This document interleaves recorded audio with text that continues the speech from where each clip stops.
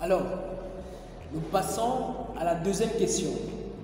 Quels sont les... Nous passons à la troisième question, pardon. Nous passons à la troisième question. Nous passons à la troisième question. Ici, c'est terminé. Nous passons à la troisième question.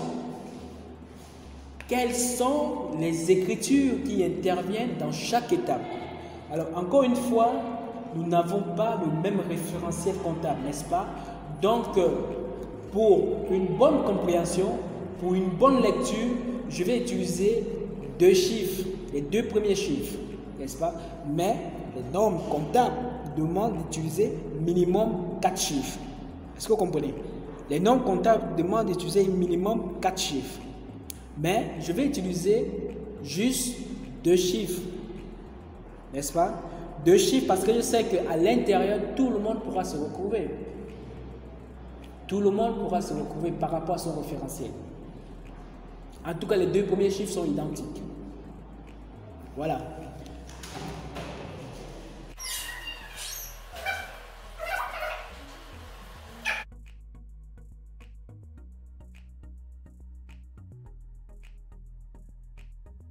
Là, la troisième question. Quelles sont les écritures qui interviennent dans chaque étape? Je dis bien pour des besoins de référentiel parce que nous n'avons pas tous le même référentiel. Moi, je suis en zone OHADA. Je suis en Afrique centrale. Nous, c'est l'OHADA qu'on utilise. Mais comme mon but, c'est d'enseigner également tous ceux qui sont à l'extérieur, que tu sois dans la zone OHADA ou hors zone OHADA, n'est-ce pas? Je suis obligé d'utiliser les 2 premiers chiffres. Mais puisque je sais qu'avec les 2 premiers chiffres, on peut tous se recouvrir, on peut tous se comprendre. Alors, il faudrait savoir qu'il y a 3 types d'apports. Il y a 3 types d'apports. Nous avons les apports numéraires, nous avons les apports en nature, nous avons les apports en industrie.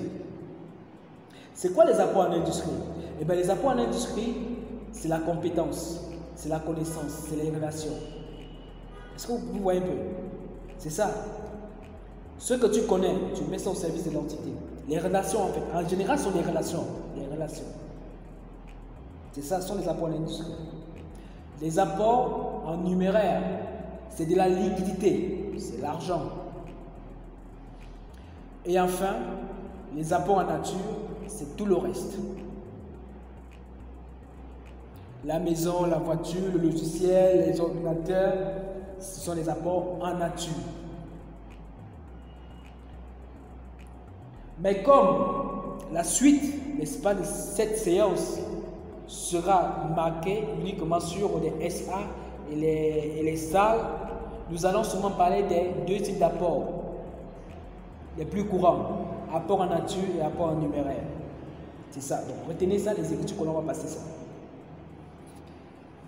Alors, au niveau, avant de passer aux écritures proprement dit, avant de parler des chiffres, n'est-ce pas, nous allons d'abord échelonner le nombre d'écritures qu'on trouve dans chaque étape.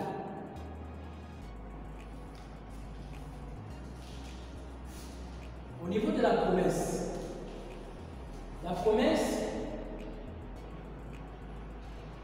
il y a une seule écriture.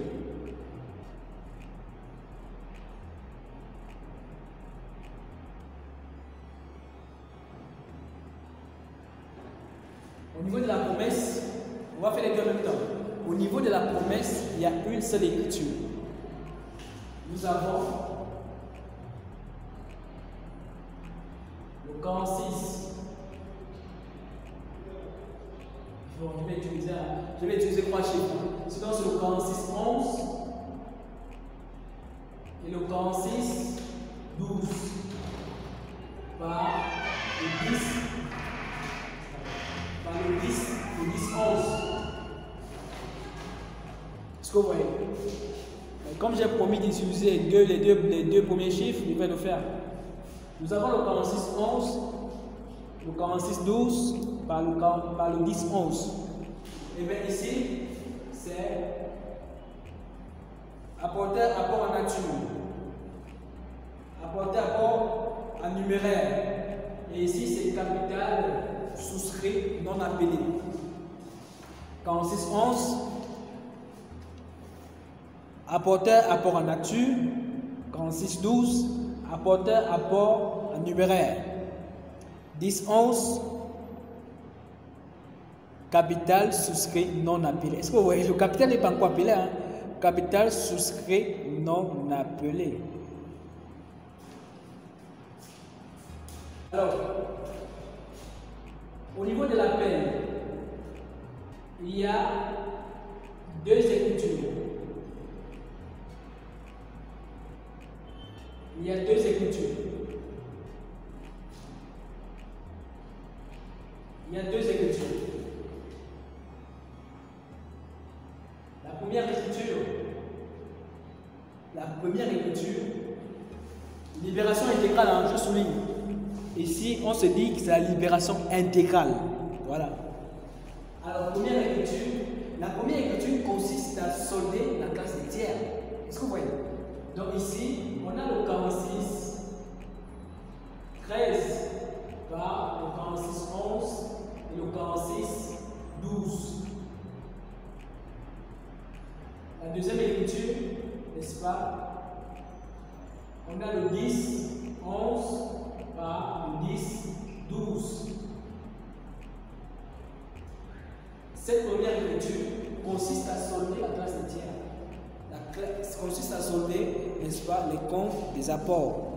Est-ce que vous voyez? Ici, consiste à solder la classe, n'est-ce pas, consiste à solder la classe des capitaux. Est-ce que vous voyez? Voilà, il ne faut pas mélanger les deux. Vous ne pouvez pas prendre la classe des tiers avec la classe, n'est-ce pas? Non, non. Ici, je vous ai dit qu'on prend la forme la plus détaillée. La forme la plus détaillée. 46, 13 vient solder le 46, 11 et le 46, 12. Le 10, n'est-ce pas? Le 10, 12 vient solder le 10, 11. Est-ce que vous voyez? Voilà, c'est ça.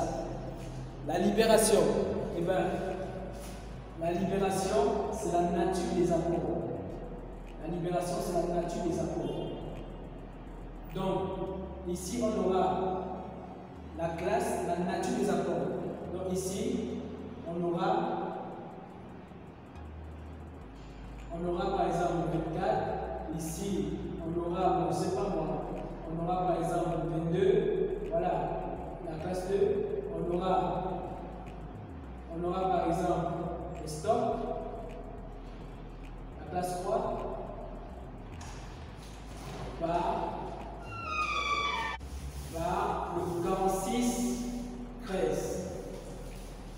Ça, c'est la première écriture. La deuxième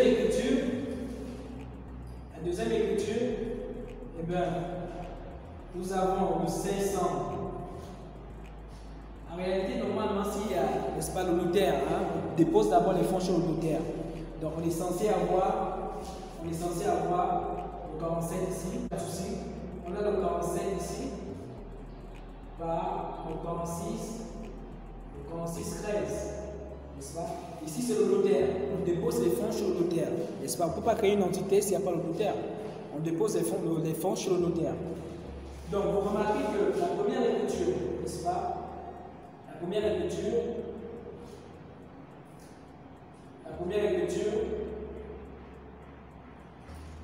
ce sont les IMO, les stocks marchandises, n'est-ce pas, mais soldés par le 46, 13. Pourquoi 2 46, 13? Parce que le 46, 13 a absorbé les deux types d'apports, les apports en nature, les apports en numéraire. Donc, une partie, n'est-ce pas, des apports en numéraire, une partie des apports, une partie du 46, 13, n'est-ce pas, on l'expose ici.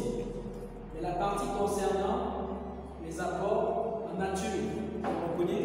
Maintenant, la liquidité, c'est le deuxième 46, 13. Et ici, le 46, 13 est sorti. Un exemple, si par exemple ici, on avait 100, n'est-ce pas? On avait